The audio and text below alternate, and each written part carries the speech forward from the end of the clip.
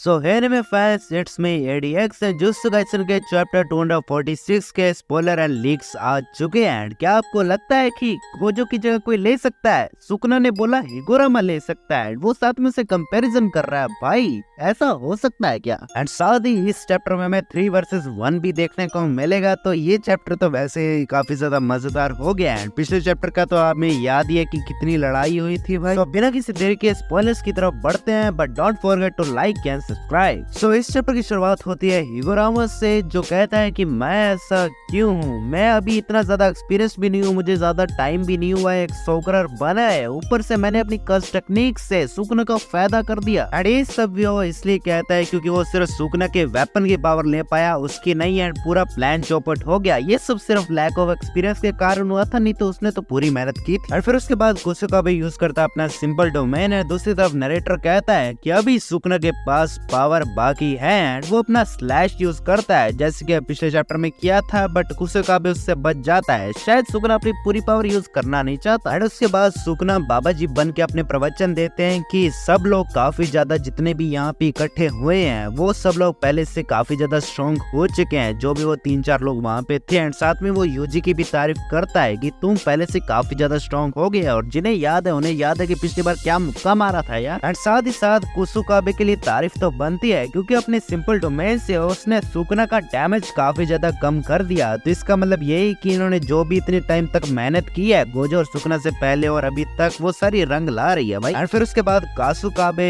हिगुरामा को कहता है कि मैं तुम्हें पूरी जान लगा के बचाऊंगा, बट मैं अपनी जान नहीं दूंगा क्योंकि मैं मरना नहीं चाहता हूँ। बाकी जो इसके जो कर्स टेक्निक इसने यूज की थी, उससे सुकुना की काफी ज्यादा पावर कम हो गई थी, बट ये भी रियलाइज करता है कि उसकी जो स्लैश था वो काफी ज्यादा कमजोर। एंड वो ये भी कहता है कि सुकुना अपना वर्ल्ड स्लैश नहीं यूज कर रहा जो उसने गोजो पे किया था, अपनी पूरी पावर वो दिखाई नहीं रहा। अब उसके पीछे कारण क्या हो सकता है? तो शायद हो सकता है कि वो होल्ड बैक कर रहा हो, कि थोड़ा बचा के रख रहा हो कि इतनी जल्दी नहीं करना। और जब फिर ऐसा भी हो सकता है कि उसका कोई काउंटडाउन वाला सिस्टम हो, तो उसे रिकवर होने में थोड़ा टाइम लगता हो, जाओ उस अपनी पावर को वापस से रीजनरेट करने की कोशिश कर रहा है, जो पिछली कुछ लड़ाई हो, यही कारण हो सकता है। एंड साथ ही कासुका भी ये सोचता है कि वो अपनी फायर एरोस क्यों नहीं यूज कर रहा जो उसने शिबुया में की थी, वो काफी ज्यादा ताकतवर है। साथ में वो क्लीव एंड 10 मेंटल को भी थोड़ा सा सीखने की कोशिश कर रहा है, मतलब क्या काम करता है, कैसे बचा जाए। और उसके बाद कासुका भी कहता है कि ये सब सोचना तो टाइम वेस्ट है, उतनी देर में तो मैं वैसे ही मारा जाऊंगा, तो थोड़ा कुछ करना पड़ेगा। और फिर उसके बाद हमें सुकुना देखने को मिलता है, जो बोलता है अगर तुम्हारा टाइम पास खत्म हो गया तो थोड़ा लड़ाई की तरफ बढ़ते हैं। फिर हमें जोसो देखने को मिलता है, जो अपना ब्लड पर्सिंग अटैक उस पे यूज करने वाला होता है। तभी सुकुना उसे 2 मुक्के घसा के देता है। वैसे भी उसके हाथ 2-2 हैं, तो ये 2-2 पड़ेंगे। एंड फिर जैसे उसे 2-2 पड़े, तो फिर वो थोड़ी सी ज्यादा दूर भी गिरने वाला होता है, तभी उसे यूजी पकड़ लेता है। एंड फिर उसके बाद जो चीज देखने को मिल रही है वो सच में दिल खुश कर देती है। जो अपना नानमी का स्टूडेंट है ना इनो, वो उसी का कर्स टेक्निक यूज करता है, मतलब जो कर्स्ड वेपन होता है। और फिर उस अटैक को ऑफ कोर्स सुकुना ब्लॉक कर देता है, एंड साथ ही उसको प्रेज भी करता है कि भैया तुमने बहुत अच्छा अटैक किया। एंड साथ में वो ये भी कहता है कि इसके अंदर से मुझे एक कर्स टेक्निक भी फील हो रही है। ये कैसे हुआ? मे भी हो सकता है कि नानम की थोड़ी पावर उसके वेपन में हो, जैसे कि इनो के पास ही थोड़ी पावर हो, क्योंकि वो वैसे भी 4-20 समन करता है अपनी पावर से, तो उनमें से किसी एक का चढ़ा लिया होगा भाई इसके ऊपर, और क्या। बट एज वी नो कि सामने ओपोजिशन पार्टी में सुकुना है, तो वो उसे भी उड़ा देता है। एंड फिर वो सोचते हैं थोड़ा सा टीम वर्क करने की कोशिश करते हैं। कासुकाबे और यूजी उस पे हमला भी करते हैं। हिगुरामा अपने एक्सकोशनल स्वॉर्ड से मारता है, बट वो आसानी से डोज कर देता है। एंड फिर क्या, वो हिगुरामा को मुक्का मारता है एंड थोड़ा सा उसे भी दूर फेंक देता है। एंड कमाल की चीज है कि वो उसके पीछे भागता तो है, बट उसके आगे यूजी होता है, बट वो इतने ज्यादा तेज था कि यूजी भी कहते हैं ये तो कुछ ज्यादा ही तेज है, उसे भी डोज करके उसके पीछे भाग जाता है। एंड फिर क्या, सुकुना लग जाता है अपने तोड़े वाले भैया के पीछे, बट तभी हमें एक फ्लैशबैक देखने को मिलता है कि अपने असली सोकरर का प्लान क्या था। हाँ, सुकुना को तो मारना था, बट साथ में उनका मेन मकसद था मेगुमी को बचाना। और वो सब लोग अप्रोच करते हैं हिगुरामा को, क्योंकि उसकी कर्स टेक्निक काफी कमाल की है। साथ में हिगुरामा भी कहता है मेरी एक्सिक्यूशनल स्वॉर्ड इतनी ज्यादा ताकतवर है कि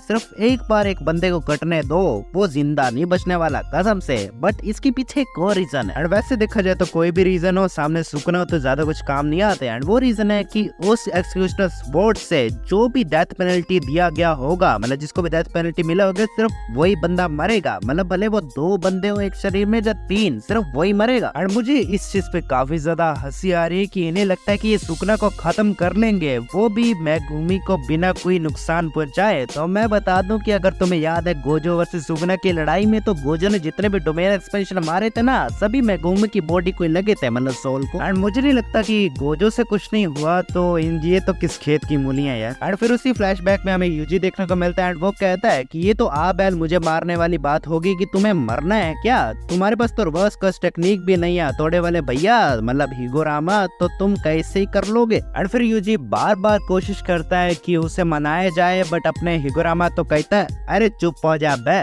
तेरे भाई ने बोला जाने का तो समझा जाने का। एंड फिर वो दोनों की लड़ाई चालू हो जाती है, हिगोरामा और सुकना की। एंड सुकना उस पे स्लैशेस मारता है, बट हिगोरामा उससे बच जाता है। और इससे सुकना को पता लग जाता है कि हिगोरामा डोमेन एप्लीकेशन यूज कर रहा है, मतलब सीधी सी बात है कि ज्यादा कुछ अटैक्स का फर्क नहीं पड़ेगा उस पे अगर आसानी से बोलो तो। एंड साथ में वहाँ पे नरेटर बोलता है कि अभी इस हिगोरामा को 2-3 महीने ही हुए हैं, बट फिर भी वो कितना ज्यादा पावरफुल हो चुका है। एंड साथ ही नरेटर ये भी बताता है कि जो सुकना है वो हिगोरामा की काफी ज्यादा तारीफ भी करता है। साथ में उसकी काफी सारी बातचीत चलती है कि हिगोरामा के बारे में क्या क्या सोचता है। बट सबसे बड़ी चीज हमें तब पता लगती है जब वो कहता है कि ये बिल्कुल गोजो की तरह है, मतलब गोजो से कंपेयर भाई, वो भी सुकना के मुंह से। एंड सुकना कहता है कि ये एक ऐसा हीरा है जो बिल्कुल गोजो की तरह टैलेंटेड है। अगर सुकना भाई साहब कह रहे तो मान भी लेते हैं, क्योंकि उनका मानना पड़ता है भाई, अभी उनकी चल रही है। भले हम इसे नेक्स्ट गोजो बोले या गोजो की गद्दी को संभालने वाला बोले या कुछ भी ना बोले, बट हिगोराम ने अपना काम किया। एंड उसके बाद चैप्टर खत्म हो जाता है। वो लिखते हैं द जीनियस, मतलब द जीनियस, एंड वो भी हिगोरामा के लिए ऑफ कोर्स। एंड आल्सो अगले चैप्टर के लिए अगले हफ्ते ब्रेक है। एक मिनट, व्हाट,